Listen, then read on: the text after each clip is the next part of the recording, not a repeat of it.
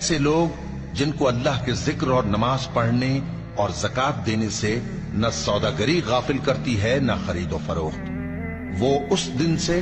جب دل خوف اور گھبراہٹ کے سبب الٹ جائیں گے اور آنکھیں اوپر چڑھ جائیں گی ڈرتے ہیں، تاکہ اللہ ان کو ان کے اعمال کا بہت اچھا بدلہ دے اور اپنے فضل سے زیادہ بھی عطا فرمائے۔ اور اللہ جس کو چاہتا ہے بے حساب رزق دیتا ہے۔ اور جن لوگوں نے کفر کیا ان کے اعمال کی مثال ایسی ہے جیسے میدان میں ریت کہ پیاسا اسے پانی سمجھے، یہاں تک کہ جب اس کے پاس آئے تو اسے کچھ بھی نہ پائے اور اللہ ہی کو اپنے پاس دیکھے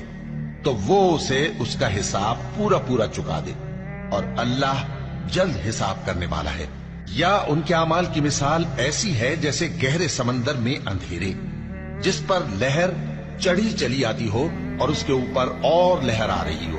اور اس کے اوپر بادل ہو، غرض اندھیرے ہی اندھیرے ہوں،